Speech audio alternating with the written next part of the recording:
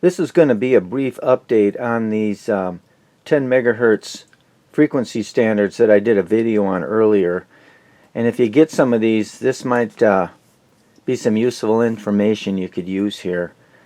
As I had said earlier, I bought 3 of them from eBay, and they all worked. And then I bought 3 more from AliExpress, and one of those didn't work. And what I found out, and this was the problem, one of the oscillator modules themselves, apparently the heater in the can did not work.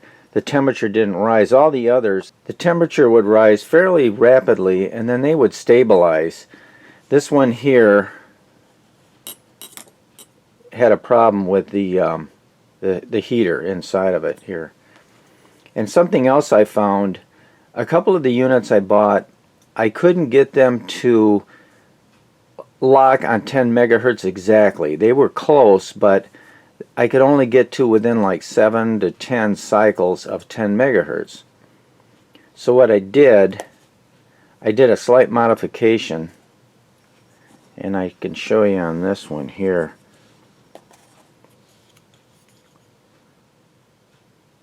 I put a 1.8K resistor in parallel with R3.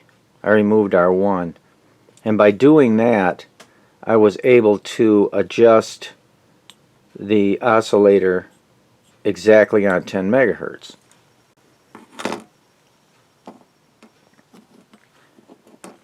So if you get these units, you may have to do a slight modification to get them to go exactly on 10 megahertz. So that leaves me with this unit here. Now, I contacted AliExpress, and they agreed they'd give me a refund for one of these units here that malfunctioned, didn't work. And I had communicated with them that it was actually the can here that the problem was. It was getting the proper voltage, etc., but it wasn't, the element wasn't heating inside. And they agreed to give me a refund, but to be honest with you, it really wasn't worth going through the trouble of sending it back. They did send an RMA, but to send it back for only $6, it wasn't worth it. Plus, I had 10 of these crystal modules, OCXO modules that I had bought, and I tested all of those and they all work.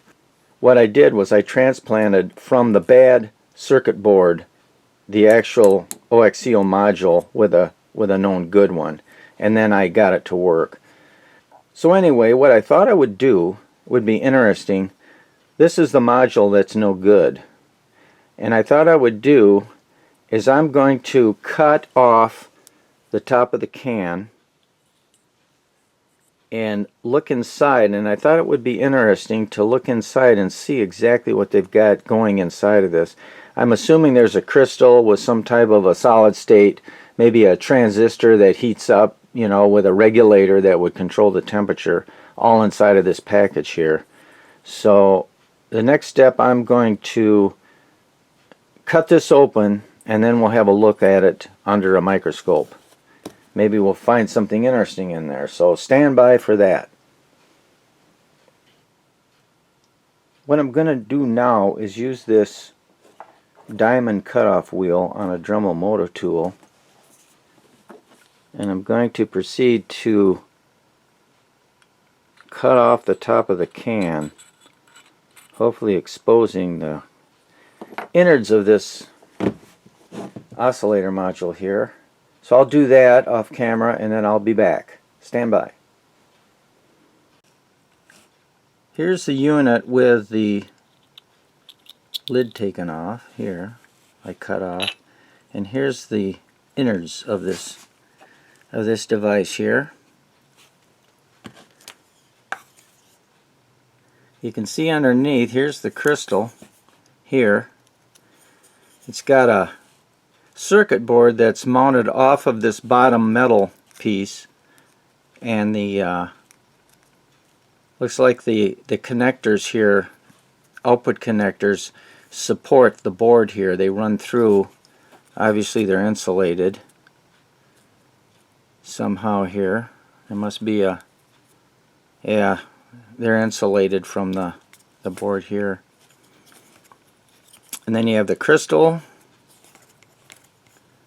and next to the crystal I see, looks like a transistor here that is likely, yeah, the transistor and the crystal are both epoxied to a metal plate here.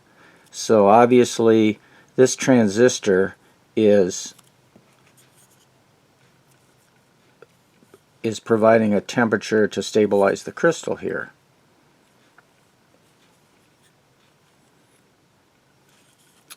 Okay, looking at the bottom here, this is the reference pin, this is ground, this is the output, this is V plus 5 volts, and this is not connected here. So the output pin here connects here on this pin.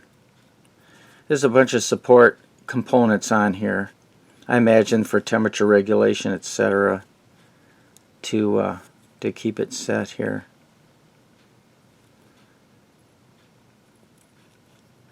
And of course, to trim this on frequency, once again what you would do, you would connect power plus 5 volts to this pin, and of course ground to this pin, and then connecting a voltage divider between ground and the plus 5 volt reference. You'd connect a voltage divider, and in my case I used a 1K and a 100 ohm resistor, and then the center, the wiper of the pot was connected to VREF. Basically connected like this.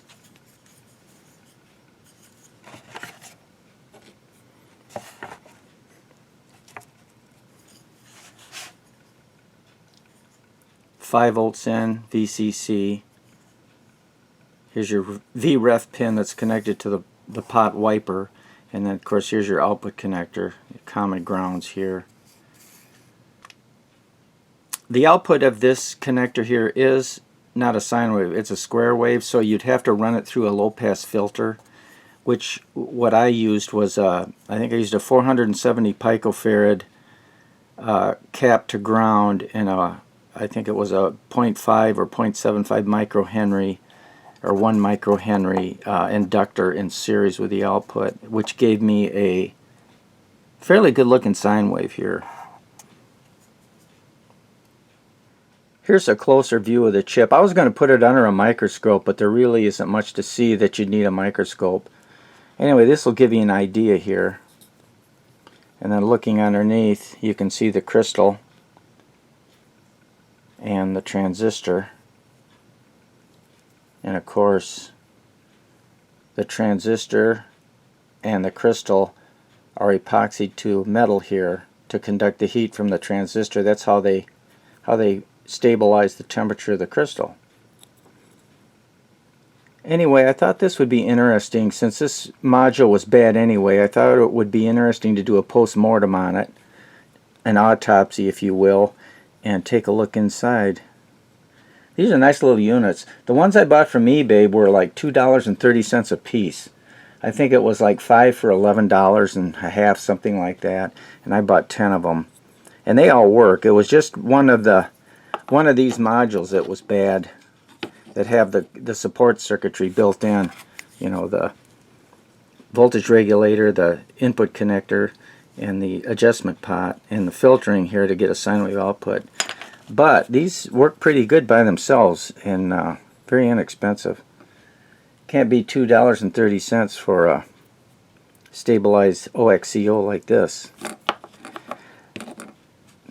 Anyway, that's a quick update. I thought you might be interested in seeing what's inside of one of these little babies. So that'll be it for this one. I hope you enjoyed it, got something out of it.